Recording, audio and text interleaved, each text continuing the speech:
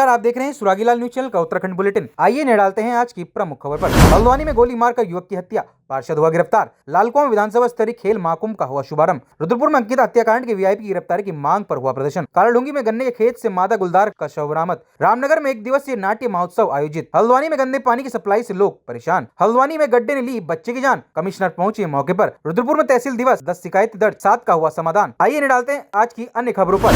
हल्द्वानी के जज फार्म क्षेत्र में भाजपा पार्षद अमित बिष्ट उर्फ चिंटू ने अपने लाइसेंसी रिवॉल्वर से नितिन लोहनी को गोली मार दी, जिससे उसकी मौत हो गई। सूचना मिलते ही पुलिस ने आरोपी पार्षद को गिरफ्तार कर लिया और रिवॉल्वर कब्जे में ले ली। फिलहाल पुलिस पूरे मामले की जांच कर रही है। सूचना मिलते ही पुलिस ने आरोपी पार्षद को गिरफ्तार कर लिया और रिवॉल्वर कब्जे में ले ली। फिलहाल पुलिस पूरे मामले की जांच कर रही है।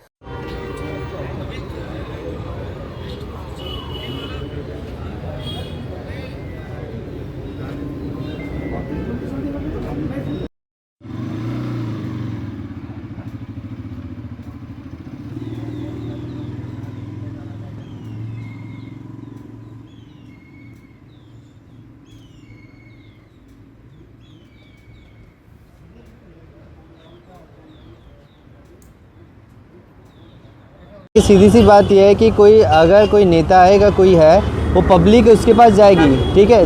वो पब्लिक अगर जाएगी तो कोई सीधे उसके क्या गोली थान देगा क्या? पब्लिक किसी भी जा सकती है, कोई भी परेशानी से जा सकती है। पहली बात, वो जो था अपने दोस्त से मिलने गया था। अब दोस्त से मिलने गया था, उसको कोई और इंटेंशन से ले गया, तो उसके साथ सीधे फायर कर दी। सर, कोई आता है तो उसको पहले जान तो लीजिए कि कौन आ रहा है, क्या है, कि कोई किसकी तरफ से आ रहा है। बिना मतलब के, बिना देखे 3-4 फायरिंग कर दी है। मेरा भाई तो चले गया, ऐसे आप लोगों के साथ भी हो सकता है। कोई किसी के नेता के पास कोई जा रहा है व्यक्ति अपनी समस्या लेने, क्या सीधे फायरिंग कर देगा कोई भी बंदा? ये चीज़ें देखिए सर। ये वादी श्री पीयूष लोहनी की तरफ से एक तहरीर हमें प्राप्त हुई है, जो कि जज फार्म के निवासी हैं।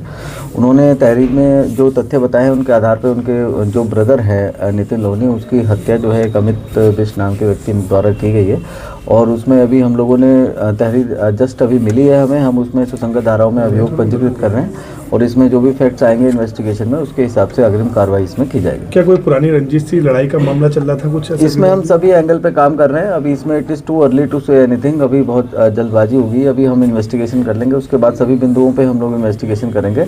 और उसमें एक चश्मदीद भी है, और उस चश्मदीद के भी हम लोग इसमें उससे भी पूछताछ होगी और जो भी फैक्ट्स आते हैं उसके हिसाब से अग्रिम कार्रवाई इसमें की जाएगी। वेपन कौन सा था, किस वेपन से ये फायर किया गया? अभी वेपन से रिलेटेड कुछ हम लोगों को एविडेंसेस मिले हैं, वो हम लोग अभी एविडेंसेस कलेक्ट कर रहे हैं। कौन सा वेपन उसमें यूज़ हुआ था और किस प्रकार से उसमें इंजरीज हैं, वो सारी चीज़ें जो पोस्टमार्टम और फोरेंसिक की जब रिपोर्ट आएगी उसमें सब चीज़ें क्लियर हो जाएंगी। उसके हिसाब से हम लोग अग्रिम कार्रवाई इसमें करेंगे। अमित बिष्ट को गिरफ्तार कर लिया है? अभी फिलहाल जो है हिरासत में लिया है, हम लोग अभी पूछताछ कर रहे हैं। जस्ट अभी तहरीर आई है और उसके बाद अग्रिम कार्रवाई हम लोग करेंगे। ये बता रहे आपराधिक प्रवृत्ति का था? क्रिमिनल हिस्ट्री क्या है अभी इसमें जो मृतक हैं और जो ये इसमें वादी हैं और इन लोगों से हमने जानकारी की है, और बाकी जो अक्यूज्ड है उनकी हम लोग अभी क्रिमिनल हिस्ट्री भी इसमें इन्वेस्टिगेशन में इंक्लूड होगी, उसको भी हम लोग चेक करेंगे। कुछ दिन पूर्व भी बता रहे लड़ाई हुई थी कोई गैंगों के बीच, क्या है मामला ये? हाँ, ये आ रही हैं कई तरह की बातें अभी फिलहाल आ रही हैं सामने, लेकिन अभी इनकी पुष्टि हम लोग आधिकारिक पुष्टि जब इन्वेस्टिगेशन हो जाएगी उसके बाद ही हम लोग कर पाएंगे। और मैं नितिन मेरे घर आया था, हम लोग गए थे गोलाबार, गए थे पार्टी में, वहाँ पर थे हम। सीधे आ रहे थे रात में 11:30 बजे के टाइम पे। उस टाइम पे नितिन की शायद किसी से मतलब अपनी बात चल रही थी वहाँ पर कि किसी रिगार्डिंग, वहाँ धर्मपाल के रिगार्डिंग, लेकिन उसका कोई इन्वॉल्वमेंट ऐसी चीज़ों में नहीं था, वो खाली बातचीत में थी। खाली बातचीत करने के लिए हम उसके घर के आगे गए थे। 11:30 बजे का टाइम होगा उस टाइम पे हम लोग गए थे वहाँ पर। मैंने 2 बेल बचाई थी, उनने चिंटू बिष्ट और उसका लड़का बगल में ही खड़ा था। ये सीधे आए, मैंने हाथ भी जोड़ा वहाँ पर उस टाइम पे। इनने सीधे गोली चलाई, ना सुना ना कुछ कहा, सीधे धर्मपाल गैंग सीधे इनने गोली चलाई। मैंने उस टाइम पर हाथ भी जोड़ा था, वीडियो में आप देख भी सकते हैं, उसमें वहाँ पर पूरी रिकॉर्डिंग है वहाँ पर पूरी उनके घर की। फिर उसके बाद इनने दूसरी गोली जो मारी सीधे नितिन के पीठ में मारी। नितिन सीधे गिरते हुए सीधे क्लार्किंग के पीछे वाले उसमें गड्ढे में गिर गया। मैंने उसको उठाने की कोशिश करी, उस टाइम पे वो उठ ही नहीं रहा था और ये पीछे से सब लोग हथियार लेके मेरे पीछे आ गए थे। मैं वहाँ से भागा अपने घर को सीधे और जान बचाते हुए अपना, और नितिन वहीं पर था। मैंने सब जगह मैंने फ़ोन भी करा, पता करा, तो इनने बताया कि नितिन ठीक है, हॉस्पिटल ले गया है उसको, ये वो करके। तब मैं सुबह आया, मुझे पता चला कि नितिन मित्र घोषित हुआ है। मैं सीधे कोतवाली में आया अपनी तहरीर देने, और मैंने यहाँ पे बताया, अपने बयान यहाँ पे दर्ज दिए कि इन लोगों ने ना हमारी सुनी, सीधे गोली मारी है। आप क्या करने गए थे अमित बिष्ट के घर पे, क्यों बेल बजाई? ये नितिन का दोस्त था, ये जो उनका लड़का है, तो तब इनने कहा था कि चल मैं बात करने चलता हूँ।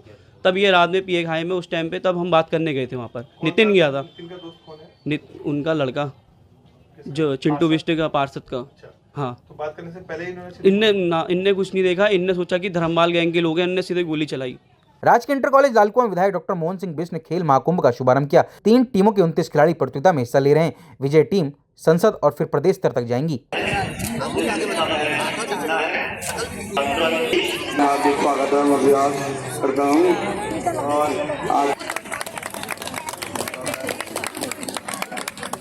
जो है परंपरागत खेलों में आगे आना चाहते हैं उनके लिए पहले न्याय पंचायत स्तर पर यह प्रतियोगिता हुई और वहाँ जो विजयी टीमें रही हैं वो आज विधानसभा स्तर पर यहाँ पर लालकुआं में खो खो प्रतियोगिता में प्रतिभाग कर रही हैं। इसके बाद संसदीय स्तर पर होना है, उसके बाद फिर प्रदेश स्तर पर कार्यक्रम होना है। तो उन खिलाड़ियों को आगे बढ़ाने के लिए परंपरागत खेलों में लोग आगे आएँ, उनके लिए हमारी सरकार का एक प्रयास है जिसमें विभिन्न प्रकार के पुरस्कार दिए जाते हैं। आज चूँकि विधानसभा स्तर पर एक ही कार्यक्रम होना है, लेकिन मैंने कहा कि मेरी विधानसभा थोड़ा लंबी बड़ी है तो इसलिए 2 कार्यक्रम किए जाए। तो इसलिए एक कार्यक्रम आज खो खो प्रतियोगिता का लालकुआं नगर में आयोजित किया गया है।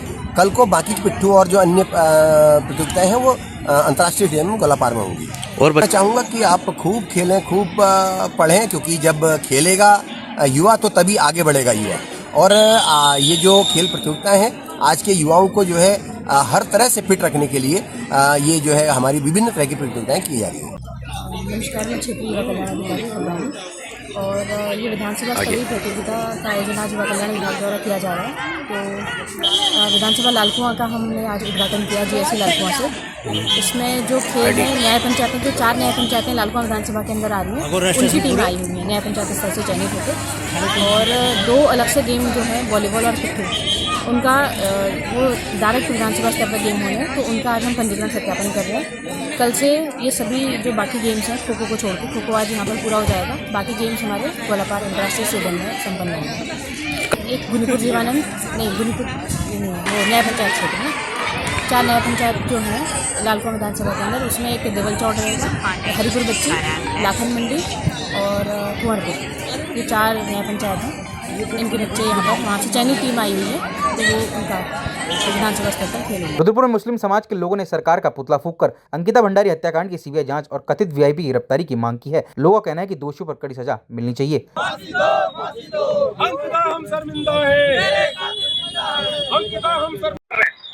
ये हमने वीआईपी का पुतला फूंका है और भारतीय जनता पार्टी के लोगों से हमारी ये मांग है, भारतीय जनता पार्टी के मुख्यमंत्री हैं, उनसे ये हमारी मांग है कि जो हमारी पहाड़ की बेटी अंकिता भंडारी, जिसकी 3 साल पहले दर्दनाक तरीके से मौत हो गई थी, यानी कि कुछ वीआईपी द्वारा वो एक्स्ट्रा सर्विस मांगने के मामले में, आज हम उनसे मांग करते हैं भारतीय जनता पार्टी के मुख्यमंत्री जी से, क्योंकि वो कहते हैं हम हिंदूवादी सरकार है। हम हिंदूवादी सरकार से ये मांग करते हैं मुस्लिम समाज के लोग कि अंकिता भंडारी के हत्यारों को जो है फांसी दो और वीआईपी का नाम उजागर करो, सीबीआई से जांच कराओ। लेकिन ये जांच कराने को तैयार नहीं है, क्योंकि इनको पता है जो वीआईपी है वो कोई भारतीय जनता पार्टी का ही है, ये उसलिए नाम उसका उजागर करने के लिए तैयार नहीं है। लेकिन हमारी भारतीय जनता पार्टी के मुख्यमंत्री साहब से, क्योंकि मुख्यमंत्री जो है पूरे उत्तराखंड के हैं वो, और उनकी जिम्मेदारी है, वो यहाँ के सरदार हैं, यानी सरदार का मतलब होता है कि मालिक पूरे उत्तराखंड के। उनसे हमारा निवेदन है कि आपको जो है सीबीआई जांच करा देनी चाहिए। जब आपकी पूरी सरकार की सम्यक किरकिरी हो रही है, उसके बाद आप क्यों नहीं करा पा रहे हो? आखिर एजेंसी आपके पास है, सारे साधन आपके पास है, आपको कोई पैसा देके थोड़ी बुलानी है एजेंसी। अरे सीबीआई तो आपके पास है ही ना, केंद्र में आपकी सरकार, राज्य में आपकी सरकार, तब फिर क्यों नहीं मिल पा रहा है हमारी बहन को जो है इंसाफ? पूरा पहाड़, पूरा मैदान, हर बंदा जो है अंकिता भंडारी में हो गया है, लेकिन भारतीय जनता पार्टी के कानों पे जो है जूं नहीं रेंगती। और जब तक ये इनके कानों पे जूं नहीं रेंगेगी, जब तक हम इसी तरीके से प्रदर्शन करते रहेंगे, जब तक हमारी बहन अंकिता भंडारी को न्याय नहीं मिल जाता। मुकदमे दर्ज करें या कुछ भी करें, मुकदमे तो दर्ज इनको कराने ही है, क्योंकि इनको पता है कि उसमें जो है बड़ी बड़ी मछली इन्हीं की फंस रही है, इसलिए दबाव की राजनीति करना चाहते हैं। लेकिन हम लोग दबने वाले नहीं है। हम जब तक इंसाफ नहीं मिल जाएगा अंकिता को, जब तक हम इसी तरीके से प्रदर्शन करते रहेंगे। रामनगर वन प्रभाग बैलपड़ाव रेंज क्षेत्र में गन्ने खेत से करीब एक 5 वर्षीय मादा गुलदार का शव बरामद हुआ है। शरीर पर गहरे घाव और चोट के निशान मिले हैं। प्रारंभिक आशंका है कि मौत आपसी संघर्ष में हुई है। असली कारण तो पोस्टमार्टम रिपोर्ट के आने के बाद साफ होगा। और ठंड लग रहा है, ठंड से मर गया यार, ठंड से। देखो यार, देखो इसको देखो। जी कल 5 तारीख की बात है।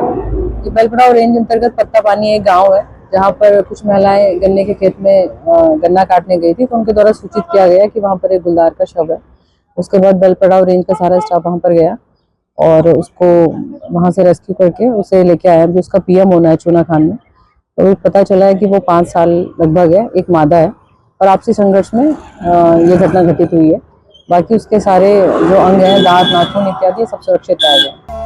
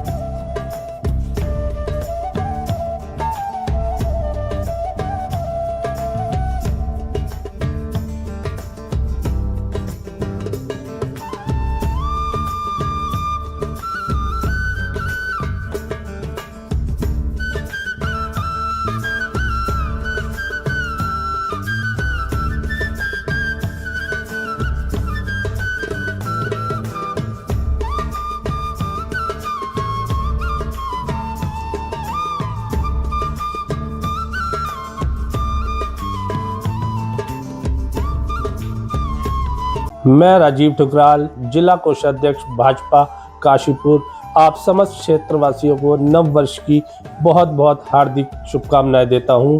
इस नव वर्ष प्रभु श्री राम की कृपा आप सब पर बनी रहे, आप सबके घर में खुशहाली आए, आप सबका उत्तम स्वास्थ्य रहे। एक बार पुनः आप सबको नव वर्ष की बहुत बहुत हार्दिक शुभकामनाएं। नमस्कार, मैं पुष्कर सिंह बिष्ट, पार्षद नगर निगम काशीपुर, उत्तराखंड।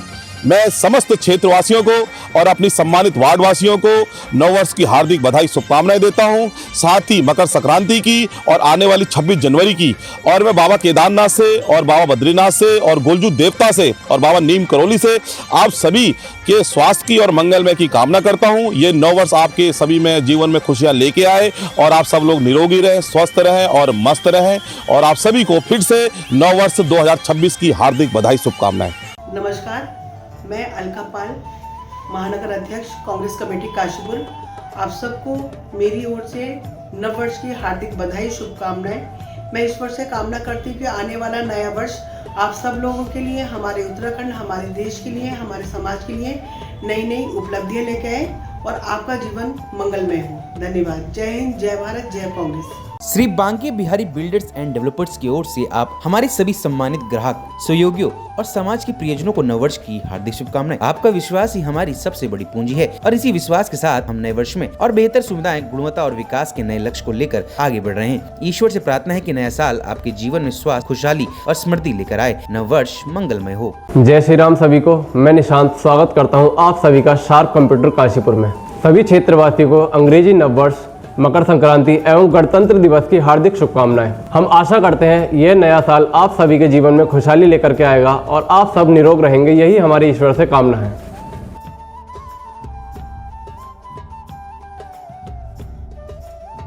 रामनगर के MP Hindu inter college auditorium में समन्वय सांस्कृतिक समिति द्वारा एक दिवसीय नाट्य महोत्सव आयोजित किया गया। कार्यक्रम में सांस्कृतिक कार्यों की सराहना की गई और कलाकारों को प्रोत्साहित किया गया। ये समन्वय सांस्कृतिक समिति के द्वारा एक दिवसीय नाट्य महोत्सव का आयोजन किया गया, जो पिछले 4 वर्षों से किया जा रहा है अनवरत। क्योंकि पूर्व में भी जो हमारी समन्वय साहित्यिक एवं सांस्कृतिक संस्था थी, वो भी रंगमंच के क्षेत्र में ही अपना सारा कार्य करती थी और उन्हीं के प्रयासों से रामनगर जो था वो सन 76 से लेके 1995 तक पूरे रामनगर का जो नाटक महोत्सव होता था वो पूरे हिंदुस्तान में दूसरे नंबर पर, पहले नंबर पर कलकत्ता का स्थान आता था और दूसरे नंबर पर रामनगर का स्थान आता था। तो वो कतिपय कारणों से, क्योंकि पिताजी की मृत्यु की वजह से वो कार्य आगे नहीं बढ़ पाया, हम लोग भी अपने बिजनेस व्यापार में बिजी रहे, व्यस्त रहे। तो ये सोच हमारे संरक्षक सलील गुप्ता जी की थी कि क्यों ना गुरुजी के जो कार्य थे उनको पुनः आगे बढ़ाया जाए, और इन्होंने हम लोगों को प्रेरणा प्रदान करी और कहा कि आप लोग पुनः उस संस्था को जीवित करिए और इस कार्य को आगे बढ़ाइए। तो उसी दिशा में हमने वो कार्य प्रारंभ किया। तो आज हमने रामनगर की जनता के लिए एक दिवसीय रामनगर नाट्य महोत्सव का आयोजन किया। इससे पहले हम 3 बाल रंग नाट्य महोत्सव कर चुके थे, क्योंकि रामनगर की जनता उस चीज़ को, वो जो थिएटर था जिसे उस दौर में सराहा जाता था, बहुत ज़्यादा अच्छा माना जाता था, तो हमें ये भी एक डर था, क्योंकि आज का जो माहौल है वो टीवी, मोबाइल, इंटरनेट, हमें एक डर ये था कि क्या हम पुनः रंगमंच को स्थापित करेंगे रामनगर में, तो क्या हमें वही रिस्पांस मिलेगा जो हमारे पुरानी संस्था को, चाहे वो पायनियर इंटरनेशनल पायनियर्स क्लब रही हो, चाहे वो हमारी पूर्व संस्था समन्वय साहित्यिक एवं सांस्कृतिक संस्था रही हो, और आज हमने जो नई संस्था बनाई समन्वय सांस्कृतिक समिति, क्या हमें वही प्यार, वही सम्मान रामनगर की जनता से मिलेगा जो हमारे पूर्व के जो आयोजक रहे हैं उनको मिला। तो उसी दिशा में हमने ये कार्य आज करने की प्रयास किया है। आशा करते हैं, उम्मीद करते हैं कि रामनगर की जनता को हमारा ये कार्य पसंद आएगा और हम पुनः रामनगर को रंगमंच के पटल पर उसी ऊंचाइयों पर पहुंचाने का प्रयास करेंगे। हल्द्वानी के राजपुर और गांधीनगर क्षेत्र में गंदे पानी की शिकायतों के बाद प्रशासन हरकत में आया है। सिटी मजिस्ट्रेट ने अधिकारियों को तत्काल सुधार कार्य के निर्देश दिए और लगातार मॉनिटरिंग की बात कही है। जैसे लेके गए थे तो पता चलेगा।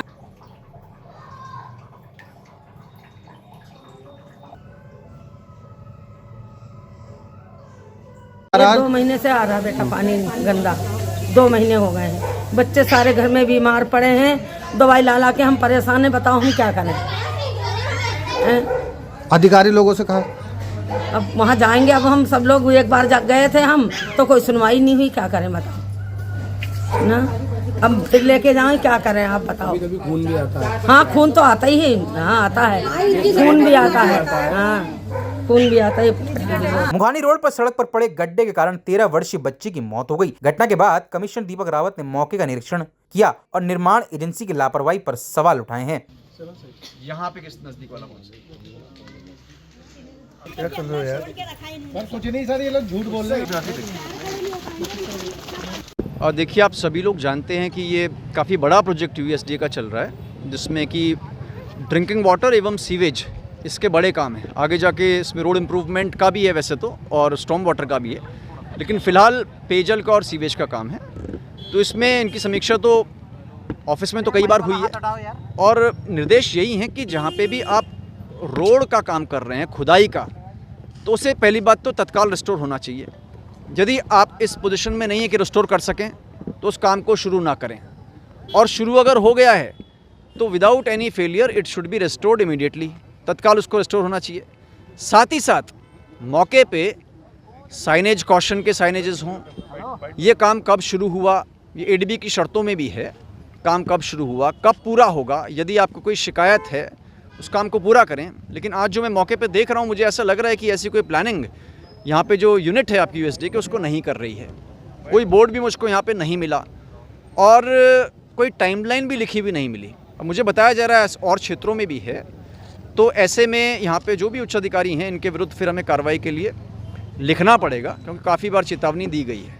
और दोबारा इनको बताया जा रहा है कि अब इनकी जो बैठकें हैं ये अब दफ्तर में नहीं हुआ करेंगी। अब इनकी जितनी बैठकें हैं सीधे मौके पे जहाँ पे काम हो रहा है वहीं पे होगी। और आज भी मैंने कहा है कि जो लापरवाही इसमें हुई है, तो जो भी कॉन्ट्रैक्टर है, इसमें क्लॉजेस के तहत, हमारा जो कॉन्ट्रैक्ट है उसके तहत जो भी इसमें पेनल्टी लगनी है उसको ये रेकमेंड करेंगे, ताकि एक इफ़ेक्ट यहाँ पे जाए और भविष्य में इस तरह की चीज़ें ना हो। सर, आपने अंदर भी गड्ढों का निरीक्षण किया है, अधिकारी का कोई नंबर यहाँ पे ना बोर्ड लगा है? हाँ, आपने सही कहा, ये मैंडेटरी है। जहाँ पे काम हो रहा है तो ये काम की एक तो टाइमलाइन, कब शुरू होगा, कब ख़त्म होगा, कब शुरू हुआ था, ये खुद भी फोटोग्राफ्स रखेंगे। और साथ ही साथ यदि कोई भी किसी को दिक्कत है, आम नागरिक को, जहाँ से काम हो रहा है, वो संपर्क करना चाहे तो उसके लिए नंबर अवेलेबल हो, वो भी मौके पे नहीं। अरे भाई जरा रुकिए, कहाँ जा रहे हैं? आपके पास आईडी कार्ड है क्या?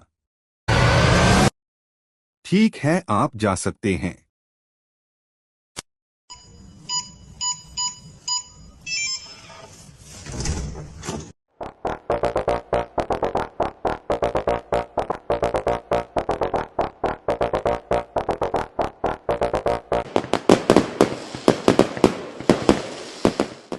यूनिको पेश करता है प्रीमियम पाइप्स और फिटिंग्स।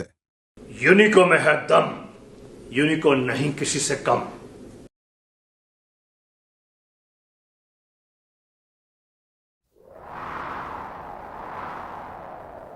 गर्मी की मार हो या हो तेज बारिश की बौछार, यूनिको 6 लेयर डबल पफ टैंक रहे हमेशा आपके साथ। नहीं किसी से कम, यूनिको में है दम। चाहे तो एक साथ होनी चाहिए, सब लोग एक साथ बैठना ही नहीं चाहते। पापा ट्राई दिस। लो सब लपक लिए।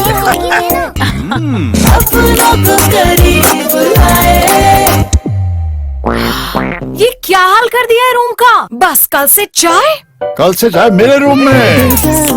देवर पान नमकीन। रुद्रपुर तहसील में आयोजित हुई तहसील दिवस। जिलाधिकारी नितिन सिंह भदौरिया ने अधिकारियों को जन समस्याओं का संवेदनशील निस्तारण करने के निर्देश दिए। 10 शिकायतों में से 7 का समाधान वहीं कर दिया गया।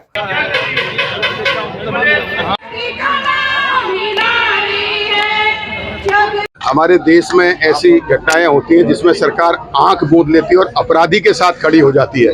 तो ऐसे जन आंदोलन होते हैं, पहले भी होते हुए आए हैं और आगे भी होंगे, और अंकिता वाला भी चल रहा है। आज प्रदेश के हर जनमानस में सबसे पहले उनके मन में ये सवाल था कि हमारे बच्चों की मेहनत जो परीक्षा है, उस परीक्षा में जो पेपर देने जाते हैं उसको बेच दिया जाता है। लोगों ने सह लिया। किसानों की फसल को मूल्य नहीं मिल रहा है, ठेकेदार खा जा रहे हैं, उन्होंने सह लिया। लेकिन जब बात आई कि एक बेटी जो ये विश्वास के साथ घर से बाहर निकली कि वो लड़कों के बराबर है, लड़का लड़की एक समान के नारा जब शरीरार्थ होने लगा, जब वो लड़की निकली और रोजगार करने लगी, तो 20 साल की लड़की को एक्स्ट्रा सर्विस के नाम पर उसकी हत्या कर दी जाती है। उसकी चैट है जिसमें वीआईपी सर्विस देने के लिए किसी वीआईपी के लिए कहा गया है, उस पर कोई जांच नहीं हुई। जिस कमरे में सबूत थे उस कमरे को तोड़ दिया गया, खुर्द-बुर्द कर दिया गया, उसके सारे सामान को स्विमिंग पूल में फेंक दिया गया। कहीं न कहीं सरकार ने अपराधी को संरक्षण देने का काम किया, अपराधी के साक्ष्य मिटाने का काम किया। उत्तराखंड की जनता के मन में पहले दिन से यह सवाल था कि इसकी सीबीआई जांच हो, सिटिंग जज के नेतृत्व में हो। लेकिन सरकार ने अपनी गोदी मीडिया, जो करोड़ों रुपया वो मीडिया पे खर्च करते हैं, उससे उसको दबा दिया। और लोगों के मन में लेकिन ये भाव था कि कुछ तो गड़बड़ है। और एक छोटी सी चिंगारी भारतीय जनता पार्टी के पूर्व विधायक और उनकी पत्नी की ऑडियो से पूरे प्रदेश में आग लग गई। सारी महिलाएं, सारे युवा, सारे बुजुर्ग, उत्तराखंड का हर जनमानस सड़कों पर उतर गया। छोटे कस्बे हो, गांव हो, शहर हो, सब लोग प्रदर्शन कर रहे हैं कि अंकिता की हत्याकांड की सीबीआई जांच हो, सिटिंग जज के नेतृत्व में हो। हमारे प्रदेश की जनता को जो है भारतीय जनता पार्टी की सरकार की जांच एजेंसियों में बिल्कुल भी भरोसा नहीं है, क्योंकि जिनकी भी जांच अभी तक उन्होंने करी है, चाहे वो भर्ती घोटाले के अपराधी हो, चाहे बलात्कारी हो, वो सब छूटकर 6 महीने में बाहर आ जा रहे हैं। दोबारा अपराध चालू हो रहा है। इसलिए सब चाहते हैं कि सिटिंग जज के नेतृत्व में जो है सीबीआई जांच हो। आप देखिए भारतीय जनता पार्टी की चंपावत की घटना देखिए, भारतीय जनता पार्टी के मंडल अध्यक्ष उसमें शामिल थे। आप नैनीताल डेयरी का देखिए, नैनीताल डेयरी के अध्यक्ष भारतीय जनता पार्टी के पदाधिकारी वो उसमें शामिल थे। आप सल्ट की घटना देखिए, बलात्कार के सल्ट के मंडल अध्यक्ष शामिल थे। आप रुड़की हरिद्वार की घटना देख लीजिए, भारतीय जनता पार्टी के पदाधिकारी उसमें शामिल थे। प्रदेश में ISBT देहरादून में सामूहिक बलात्कार हो जाता है और सरकार सोई रहती है। एक नर्स का जो है कि बलात्कार करके हत्या कर दी जाती है, रुद्रपुर में सरकार सोई रहती है। हल्द्वानी में भारतीय जनता पार्टी के नेता खुलेआम एक 22 साल के युवा को गोली मारकर उसकी हत्या कर देते हैं, सरकार सोई रहती है। हमारे झंझट में एक व्यापारी के दिन दहाड़े हत्या कर दी जाती है, सरकार सोई हुई है। अभी डबल मर्डर केस हमारे बाबा का, यहाँ क्यों अपराधी इतना साहसी हो रहा है, क्यों अपराध इतना बढ़ता जा रहा है, सोचने का विषय है। क्योंकि भारतीय जनता पार्टी की सरकार अपराधियों को संरक्षण दे रही है, इसलिए प्रदेश में लगातार अपराध बढ़ता जा रहा है। और आज उत्तराखंड की जनता ने मन बना लिया, जब तक अंकिता को न्याय नहीं मिलेगा तब तक उत्तराखंड की जनता चैन से नहीं बैठने वाली, लगातार संघर्ष करेगी। सीबीआई जांच नहीं हुई तो बिल्कुल करेंगे। कांग्रेस के कार्यकर्ता आज एक ज्ञापन लेके आए थे महामहिम राज्यपाल महोदय के नाम का।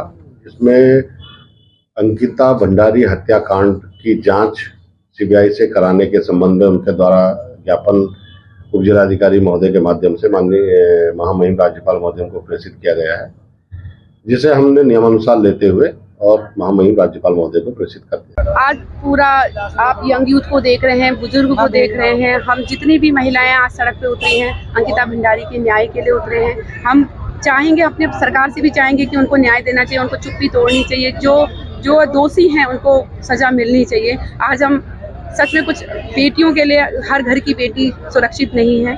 हमें भी लगता है कि हमारी भी बेटियां जा रही हैं, हम जा रहे हैं तो हम सुरक्षित नहीं हैं। तो सरकार को ये चुप्पी तोड़नी चाहिए। उनको जो दोषी हैं उन्हें सजा मिलनी चाहिए, उन्हें कड़ी से कड़ी सजा मिलनी चाहिए। आज पूरी मातृशक्ति आप लोग देख रहे हैं, पूरे जमात के साथ हम लोग यहाँ इकट्ठे हैं। हमारे विधायक जी उनके समक्ष हम लोग यहाँ पर उपस्थित हैं, लेकिन हम मातृशक्ति चाहते हैं जो दोषी है उसको सजा मिलनी चाहिए, कड़ी से कड़ी सजा मिलनी चाहिए, ताकि आगे से कोई ऐसी गलती ना करे। ऐसी ये बहुत ही शर्मसार बात है कि समझ में नहीं आता कि क्या लड़कियां सेफ हैं या हम बाहर जा सकते हैं।